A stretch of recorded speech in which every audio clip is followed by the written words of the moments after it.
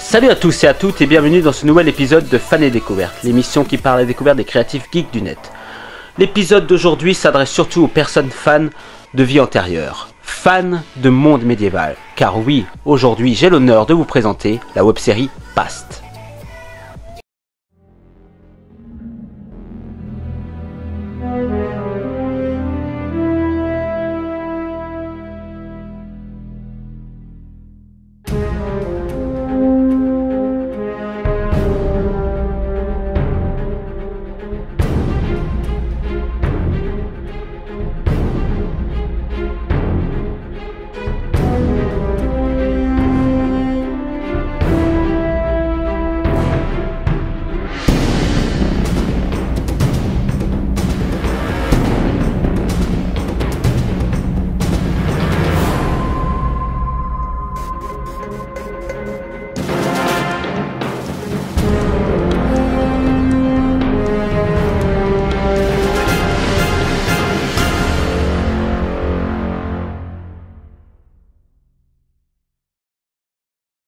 Pour le compliment.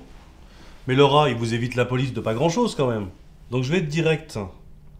Moi je recherche Raphaël. Il est quand même important de préciser que cette web-série a été nominée au Festival des web-séries francophones 2013, mais nous en parlerons dans un hors-série dédié à celui-ci. Afin d'en apprendre un petit peu plus sur la web-série Past, nous avons donc posé, comme à notre habitude, des questions aux réalisateurs et acteurs de la série. Mais laissons-les d'abord se présenter et parler de leur parcours. Bonjour. Bonjour. Alors moi je suis Jean, je suis le créateur de la série Past. Bonsoir. Alors je suis scénariste et les chefs de projet de la série. Alors j'ai un parcours un petit peu atypique parce que j'ai démarré l'audiovisuel en 2012 en rencontrant tout ce beau monde. Je suis de formation commerciale à la base, donc pas du tout issu du milieu, j'ai aucune formation là-dedans. Et je me suis lancé parce que envie de créer et envie de se lancer dans ce nouveau monde. Alors moi je suis Rémi et je suis le réalisateur de la série. Je suis rémois d'origine et je suis arrivé sur Strasbourg il y a 4 ans, là où j'ai rencontré cet homme. Et de plus en plus, avec plus en plus de projets, je me suis retrouvé sur le projet Past avec Jean et Thomas, et donc voilà. Moi c'est Thomas, parce qu'on a le droit de dire son âge, ouais. J'ai 24 ans et je viens de Strasbourg, du coup je suis un des acteurs de la série. Raphaël, le personnage principal quand même, ça ne fait rien. Du coup j'ai commencé mes études à Strasbourg avec Rémi en même temps que Rémi, on a commencé à faire nos petits courts-métrages et au fur et à mesure on a monté des projets de plus en plus ambitieux, on va dire ça comme ça, et on a rencontré Jean qui a voulu faire ce projet là et on s'est dit hop on y va.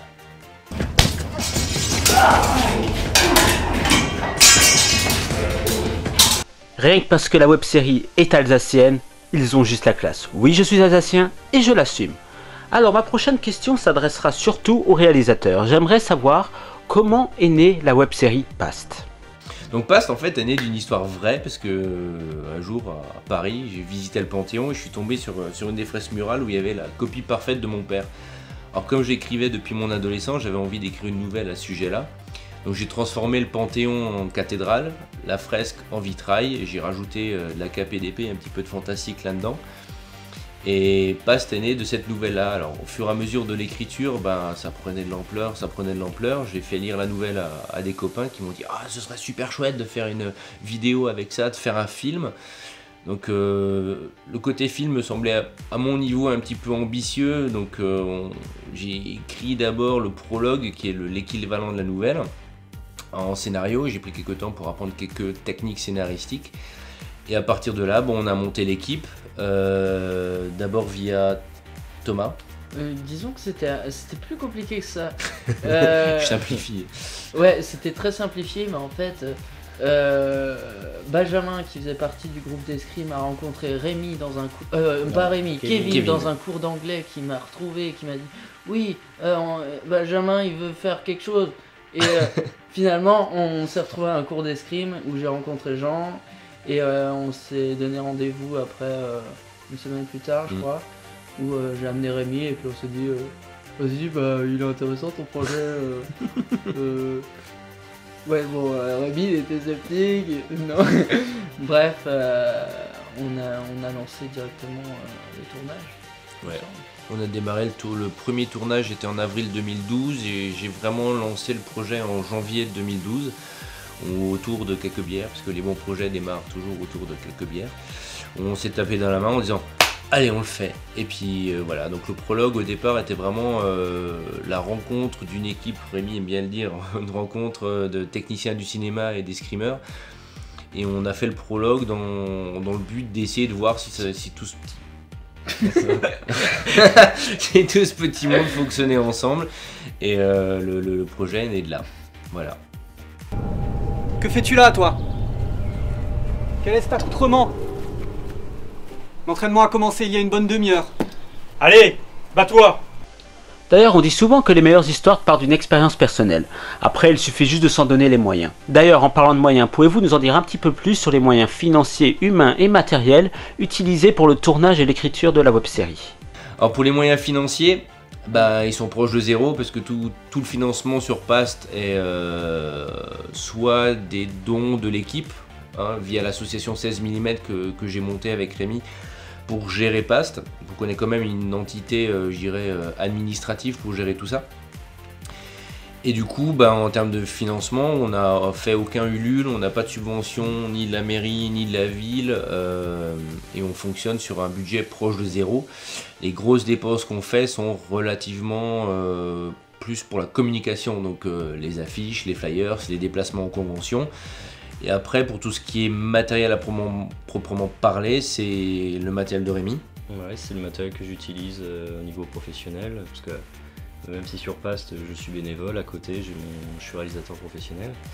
Et à côté, tout ce qui est au niveau des lieux de tournage, c'est tout bêtement des lieux avec qui comment tu dis d'habitude?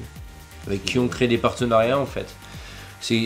Moi j'aime bien dire pour les lieux de tournage, tout au départ quand on a créé la série, sur le prologue, je voulais tourner à tout prix dans la cathédrale de Strasbourg. Alors les copains m'ont dit t'es un gros malade, jamais de la vie on arrivera à tourner. Et on est parti d'un principe très simple, c'est si on ne demande pas, on ne saura jamais. Donc il vaut mieux avoir un non et avoir demandé, ou au mieux un oui. Et jusqu'à aujourd'hui on a eu un seul refus sur toutes les demandes de tournage. Et du coup, on part de ce principe-là qu'il faut oser et aller de l'avant et demander pour avoir une réponse, tout simplement. Et comme on n'a pas énormément de moyens financiers, matériels, ça commence à venir, on fonctionne plutôt sur les rencontres et sur la volonté, la volonté, la générosité des gens. Du coup, on fait pas mal de rencontres. Et on fonctionne sur des prêts de matériel pour les costumes, pour tout ce qui est KPP, les escrimeurs qui nous prêtent. On met en place des partenariats avec l'atelier de la Colombe. Avec la Dame de Lys pour les bijoux. La Dame de Lys pour les bijoux et avec l'école Métamorphose pour le maquillage. Et et puis pour la musique c'est pareil. Pour le compositeur, tout ça, tous ces gens sont bénévoles et ça nous permet et pour l'écriture, en termes de moyens, c'est un ordinateur, parfois des feuilles de papier et surtout de la bière. Un stylo. Et le silo. Le silo. Mais oui. Le silo. Stylo bleu. Donc là c'est surtout moi j'aime beaucoup écrire tard le soir parce que je suis assez désinhibé la nuit, je sais pas pourquoi, c'est souvent les soirs de pleine lune avec les transformations en loup-garou où j'écris le mieux. Et c'est souvent des premiers jets qui naissent comme ça et avec où je le retravaille après à la lecture avec notamment avec Rémi pour les séquences où Rémi me dit si le scénario, si le script peut coller. par rapport aux images que lui il peut avoir en tête sur les prémices du montage, quoi.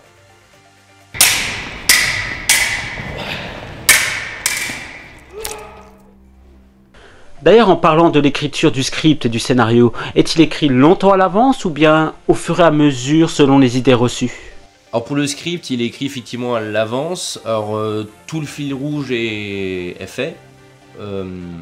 Après, on aime bien faire des épisodes au fur et à mesure pour avoir le retour du public, pouvoir s'améliorer au fur et à mesure. Donc on avait fait d'abord en un bloc le prologue et l'épisode 1, si je dis pas de bêtises.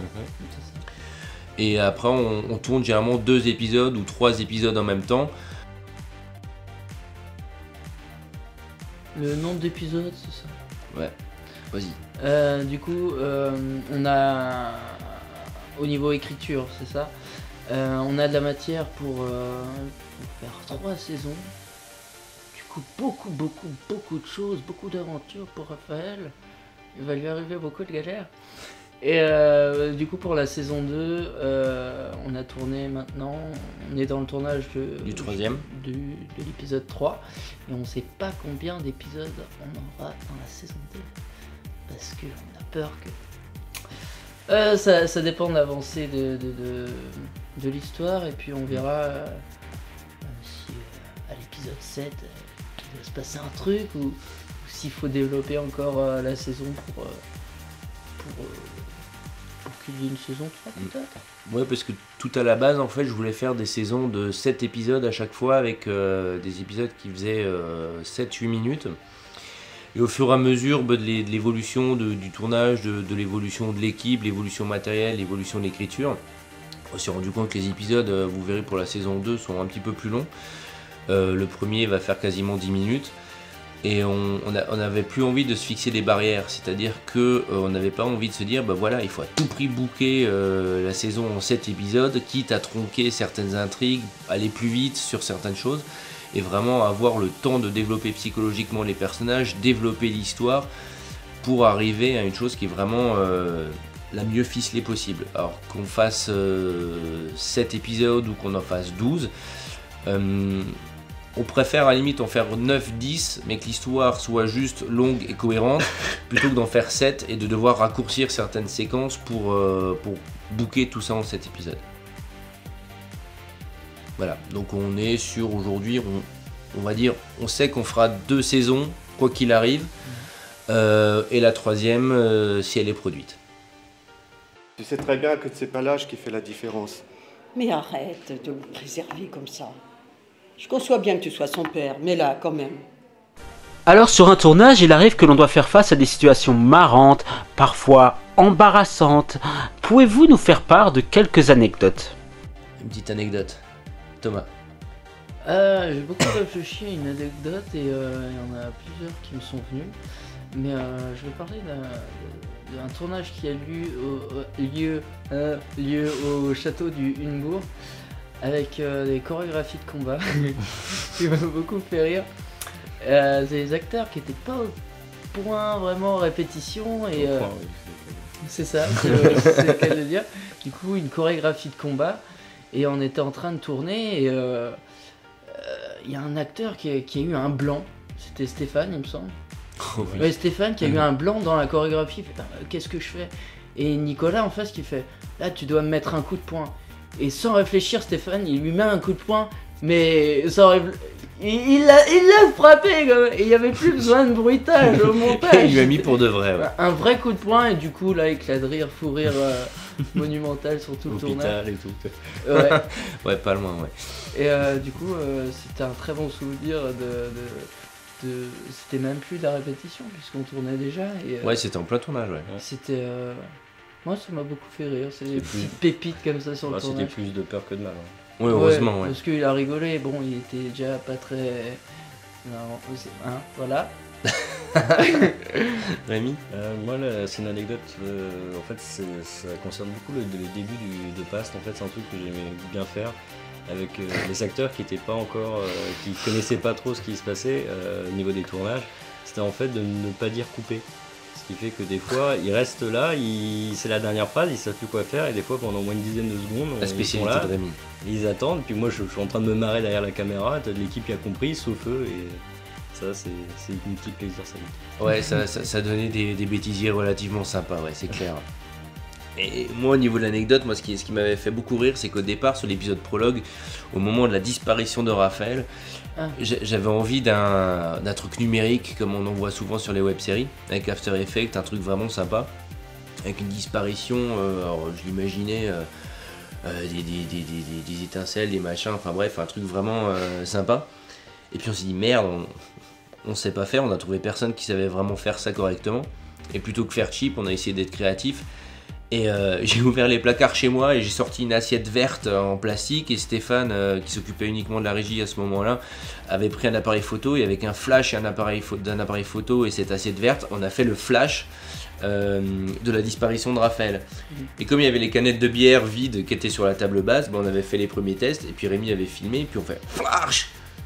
Puis on regardait sur la caméra, on fait mais ça rend super bien. Et puis on l'a gardé, voilà. Donc du coup, ça nous a obligés, au fur et à mesure, on s'est dit, ça nous oblige à être créatifs, justement par le manque de moyens humains ou parfois techniques ou même financiers.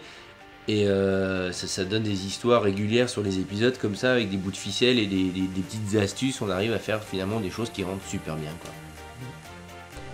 Un vrai MacGyver des effets spéciaux.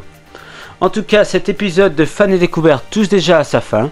Si vous voulez en apprendre un petit peu plus sur la web-série Past, sachez que les liens vers leur chaîne YouTube, page Facebook et site internet sont disponibles dans la description de la vidéo. Je vous invite fortement à aller y faire un tour.